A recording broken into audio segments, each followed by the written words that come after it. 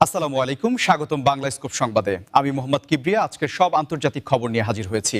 শুরুতেই জানিয়ে দিব সংবাদ শিরোনাম, তারপর বিস্তারিত। যুদ্ধে শেষ পর্যন্ত রাশিয়া জয়ী হবে, পুতিন। ডোনাল্ড ট্রাম্পের হুমকির মুখে সুর নরম করলেন ভেনেজুয়েলার ভারপ্রাপ্ত প্রেসিডেন্ট। ইরানে হামলার প্রস্তুতি নিচ্ছে ইসরায়েল। ইসরায়েলের প্রধানমন্ত্রী বেঞ্জামিন নেতানিয়াহু কাতারকে দ্বিমুখী ভূমিকা পালনের অভিযোগে সমালোচনা করেছেন। ইরানে হামলার প্রস্তুতি নিচ্ছে ইসরায়েল। আসসালামু আলাইকুম, স্বাগতম জানাচ্ছি বাংলা স্কোপ সংবাদে। আমি মোহাম্মদ কিবরিয়া। এতক্ষণ শুনছিলেন সংবাদ শিরোনাম, এবার বিস্তারিত। রাশিয়ার বর্তমান পরিস্থিতি এবং ইউক্রেন সংকটের প্রেক্ষাপটে প্রেসিডেন্ট ভ্লাদিমির পুতিন সম্প্রতি একটি অত্যন্ত আত্মবিশ্বাসী বক্তব্য দিয়েছেন, যেখানে তিনি দাবি করেছেন যে এই সংঘাতে শেষ পর্যন্ত রাশিয়ারই জয় হবে। পুতিনের এই বক্তব্যটি এমন এক সময়ে এলো যখন আন্তর্জাতিক রাজনীতিতে ক্ষমতার ভারসাম্য নিয়ে নানা ধরনের সমীকরণ তৈরি হচ্ছে এবং বিশ্ববাসী অত্যন্ত উদ্বেগের সাথে এই পরিস্থিতির দিকে তাকিয়ে আছে।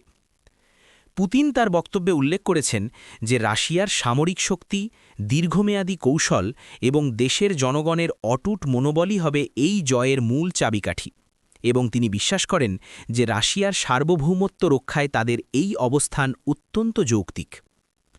আপনারা যারা নিয়মিত আন্তর্জাতিক সংবাদ অনুসরণ করেন তারা হয়তো লক্ষ্য করেছেন যে রাশিয়ার অর্থনীতি পশ্চিমা দেশগুলোর একের পর এক নিষেধাজ্ঞার মুখেও বেশ স্থিতিশীল রয়েছে, এবং পুতিন এটিকেই তার শক্তির অন্যতম ভিত্তি হিসেবে বিবেচনা করছেন। তার মতে রাশিয়ার সামরিক শিল্প কারখানাগুলো এখন আগের চেয়ে অনেক বেশি সক্রিয়, এবং যুদ্ধের ময়দানে প্রয়োজনীয় রসদ ও প্রযুক্তি সরবরাহে তারা কোনো কমতি রাখছে না, যা কার্যত রাশিয়ার বিজয়কে অনিবার্য করে তুলছে। তবে এই বিষয়টি নিয়ে আন্তর্জাতিক বিশ্লেষকদের মধ্যে মিশ্র প্রতিক্রিয়া দেখা দিয়েছে, কারণ একদিকে যেমন ইউক্রেনকে ন্যাটোর পক্ষ থেকে ব্যাপক সামরিক সহায়তা দেওয়া হচ্ছে, অন্যদিকে পুতিন মনে করছেন যে দীর্ঘমেয়াদে পশ্চিমা দেশগুলোর এই ধৈর্য এবং সম্পদের যোগান কমে আসবে, যার ফলে রাশিয়া সহজেই তার লক্ষ্য অর্জন করতে পারবে। আপনারা যদি আমাদের এই বিশ্লেষণটি পছন্দ করেন তবে ভিডিওটিতে একটি লাইক দিয়ে আমাদের উৎসাহিত করতে পারেন এবং কমেন্ট করে জানান যে পুতিনের এই আত্মবিশ্বাসী অবস্থান বিশ্ব রাজনীতির স্থিতিশীলতায় কী ধরনের প্রভাব ফেলতে পারে বলে আপনারা মনে করেন। পুতিন আরও দাবি করেছেন যে তারা কোনো বিশেষ অঞ্চলের বিরুদ্ধে নয়, বরং একটি বৈশ্বিক ব্যবস্থার বিরুদ্ধে লড়ছেন, যেখানে রাশিয়ার জাতীয় নিরাপত্তাকে বারবার হুমকির মুখে ফেলা হয়েছে, এবং এখন সেই চ্যালেঞ্জ মোকাবেলার সময় এসেছে। রাশিয়ার অভ্যন্তরীণ রাজনীতিতেও পুতিনের এই ঘোষণা একটি নতুন মাত্রা যোগ করেছে, কারণ সাধারণ মানুষের মধ্যে দেশপ্রেমের যে জোয়ার দেখা যাচ্ছে তা পুতিনকে আরও আত্মবিশ্বাসী করে তুলেছে। যদিও যুদ্ধ বা সংঘাত কখনোই কোনো দেশের জন্য শুভ বার্তা বয়ে আনে না, তবুও পুতিনের ভাষ্যে এটি এখন রাশিয়ার অস্তিত্ব রক্ষার লড়াইয়ে পরিণত হয়েছে, এবং এই লড়াইয়ে তারা পিছু হটবে না বলে পরিষ্কার জানিয়ে দিয়েছেন।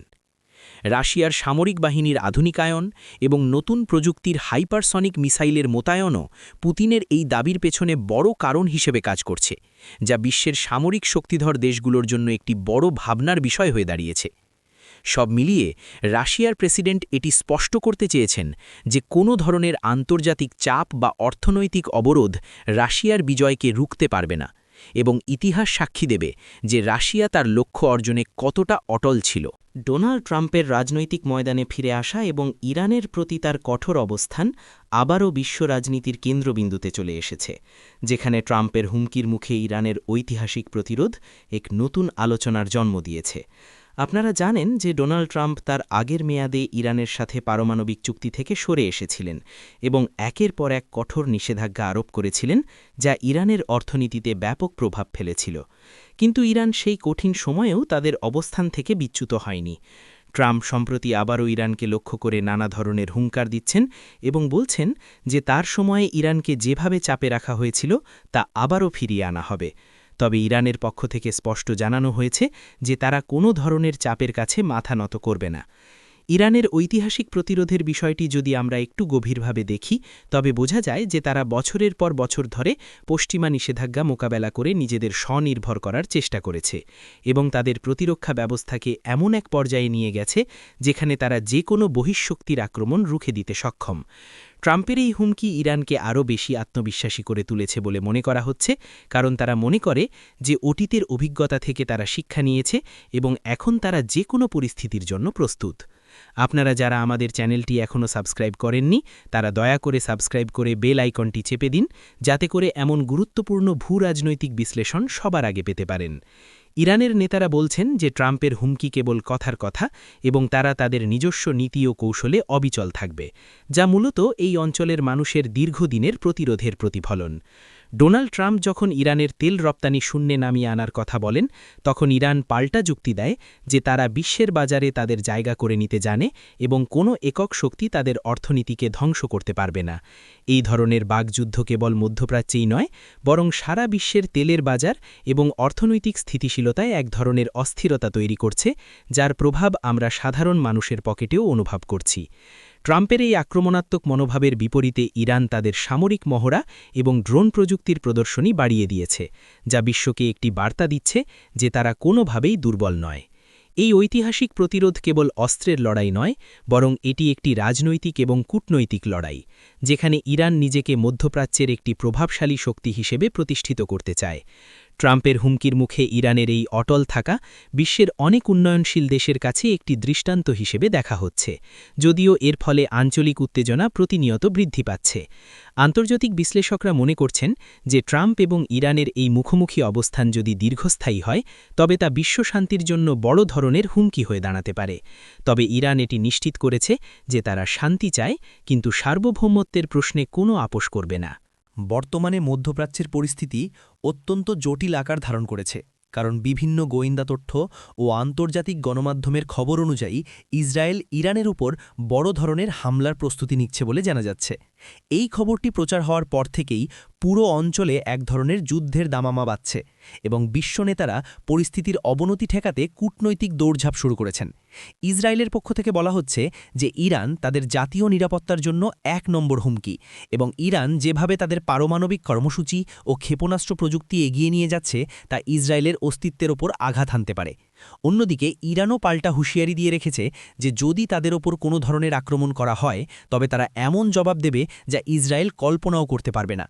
এই উত্তপ্ত পরিস্থিতির মধ্যে সাধারণ মানুষের মনে প্রশ্ন জাগছে যে তবে কি আমরা আরও একটি বড় ধরনের যুদ্ধের দিকে এগিয়ে যাচ্ছি, যা পুরো বিশ্বের অর্থনীতি এবং সরবরাহ ব্যবস্থাকে তছনছ করে দেবে? আপনাদের কি মনে হয় এই উত্তেজনার শেষ কোথায়? কমেন্ট বক্সে অবশ্যই আপনার মূল্যবান মতামত শেয়ার করুন এবং ভিডিওটি বন্ধুদের সাথে শেয়ার করতে ভুলবেন না। ইসরায়েলের সামরিক বাহিনী তাদের বিমান বাহিনী এবং ড্রোন ইউনিটকে সর্বোচ্চ সতর্ক অবস্থায় রেখেছে এবং বিভিন্ন দীর্ঘপাল্লার ক্ষেপণাস্ত্রের পরীক্ষা চালাচ্ছে, যা মূলত ইরানের অভ্যন্তরে হামলার লক্ষ্যেই করা হচ্ছে বলে বিশেষজ্ঞরা মনে করছেন। ইসরায়েলি প্রধানমন্ত্রী একাধিকবার বলেছেন যে তারা ইরানকে কোনোভাবেই পারমাণবিক অস্ত্রধারী দেশ হতে দেবে না এবং প্রয়োজনে তারা একাই এই চ্যালেঞ্জ মোকাবিলা করবে, যা আন্তর্জাতিক সম্প্রদায়ের জন্য একটি বড় উদ্বেগের কারণ। মার্কিন যুক্তরাষ্ট্র যদিও ইসরায়েলের পরম মিত্র, তবুও তারা বর্তমান পরিস্থিতিতে সরাসরি যুদ্ধে জড়াতে চাইছে না, বরং তারা আলোচনার মাধ্যমে সমাধানের পথ খুঁজছে। কিন্তু ইসরায়েলের কঠোর মনোভাব পরিস্থিতির কোনো পরিবর্তন ঘটাচ্ছে না। অন্যদিকে ইরান তাদের আকাশ প্রতিরক্ষা ব্যবস্থাকে ঢেলে সাজিয়েছে এবং বিশেষ করে তাদের গুরুত্বপূর্ণ স্থাপনাগুলোর নিরাপত্তা জোরদার করেছে, যাতে করে সম্ভাব্য যে কোনো আকাশপথের আক্রমণ নস্যাৎ করা যায়। এই দুই দেশের মধ্যকার এই বৈরিতা কেবল তাদের মধ্যেই সীমাবদ্ধ নেই, বরং এটি লেবানন, সিরিয়া এবং ইরাকের মতো প্রতিবেশী দেশগুলোতেও ছড়িয়ে পড়ার সম্ভাবনা রয়েছে, যা পুরো মধ্যপ্রাচ্যের মানচিত্র বদলে দিতে পারে।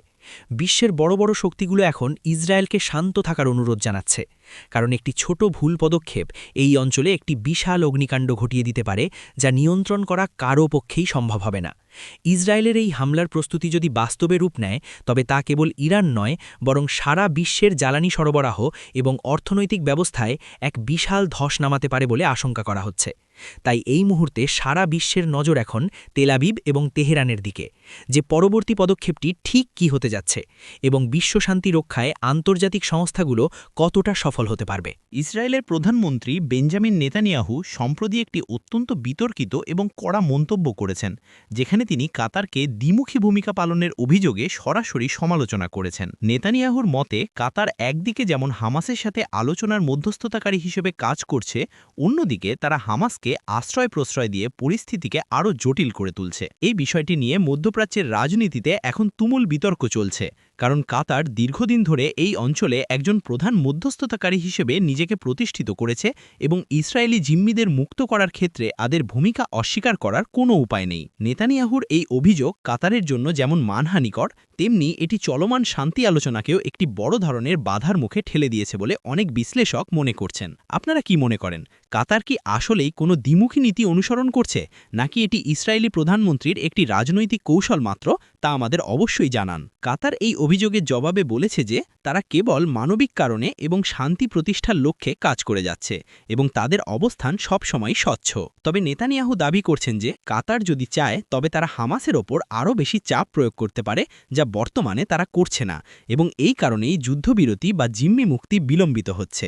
এই ধরনের বাকযুদ্ধ মূলত দুই দেশের মধ্যকার আস্থার সংকটকে আরও প্রকট করে তুলছে এবং এটি স্পষ্ট যে ইসরায়েল এখন কাতারের উপর আর আগের মতো ভরসা করতে পারছে না। কাতার যদিও একটি ছোট দেশ, কিন্তু তাদের কূটনৈতিক প্রভাব এবং বিশাল অর্থনৈতিক শক্তি তাদের বিশ্ব রাজনীতিতে একটি বিশেষ অবস্থানে নিয়ে গেছে, যা নেতানিয়াহু হয়তো সরাসরি অস্বীকার করতে পারছেন না বলেই এমন আক্রমণাত্মক বক্তব্য দিচ্ছেন। আপনারা যারা ভিডিওটি দেখছেন তারা যদি নিয়মিত এমন নিউজ আপডেট পেতে চান তবে আমাদের চ্যানেলটি সাবস্ক্রাইব করে আমাদের সাথে থাকুন, কারণ আপনাদের সমর্থনই আমাদের এগিয়ে যাওয়ার প্রেরণা। ইসরায়েলি প্রধানমন্ত্রীর এই মন্তব্যের ফলে যুক্তরাষ্ট্রের সাথে কাতারের সম্পর্কেও এক ধরনের টানাপড়েন তৈরি হতে পারে, কারণ যুক্তরাষ্ট্র কাতারকে তাদের অন্যতম গুরুত্বপূর্ণ মিত্র হিসেবে বিবেচনা করে এবং সেখানে তাদের বড় সামরিক ঘাঁটিও রয়েছে। নেতানিয়াহুর এই সমালোচনার পেছনে অভ্যন্তরীণ রাজনীতিরও একটি বড় ভূমিকা থাকতে পারে, কারণ ইসরায়েলের ভেতরে জিম্মিদের পরিবারগুলো সরকারের ওপর প্রতিনিয়ত চাপ সৃষ্টি করছে এবং নেতানিয়াহু হয়তো সেই ব্যর্থতার দায় কাতারের ওপর চাপাতে চাইছেন। সব মিলিয়ে কাতারকে নিয়ে নেতানিয়াহুর এই অবস্থান মধ্যপ্রাচ্যের কূটনৈতিক সমীকরণকে আরও ধোঁয়াশাপূর্ণ করে তুলেছে এবং ভবিষ্যতে এই দুই দেশের সম্পর্ক কোন দিকে মোড় নেয় তাই এখন দেখার বিষয়। ভেনেজুয়েলার রাজনৈতিক পরিস্থিতি নিয়ে বিশ্ব রাজনীতিতে সবসময় এক ধরনের অস্থিরতা বিরাজ করে, তবে সম্প্রতি একটি চমকপ্রদ তথ্য সামনে এসেছে, যেখানে দেখা যাচ্ছে ট্রাম্পের হুমকির মুখে ভেনেজুয়েলার ভারপ্রাপ্ত প্রেসিডেন্ট তার সুর কিছুটা নরম করেছেন।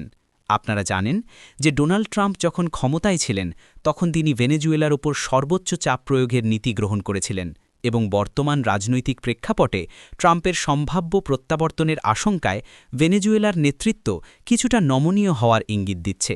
ভেনেজুয়েলার ভারপ্রাপ্ত প্রেসিডেন্ট হুয়ান গুয়াইদো বা তার পরবর্তী নেতৃত্ব, যারা এখন ক্ষমতার কেন্দ্রবিন্দুতে রয়েছেন, তারা হয়তো বুঝতে পারছেন যে ট্রাম্পের কঠোর নীতি তাদের দেশের অর্থনৈতিক অবস্থাকে আরও বিপর্যস্ত করে তুলতে পারে। এর আগে ভেনেজুয়েলার পক্ষ থেকে পশ্চিমাদের প্রতি যে ধরনের আক্রমণাত্মক ভাষা ব্যবহার করা হতো, এখন সেখানে কিছুটা আলোচনার সুর শোনা যাচ্ছে এবং তারা বিভিন্ন আন্তর্জাতিক ফোরামে সমঝোতার কথা বলছেন।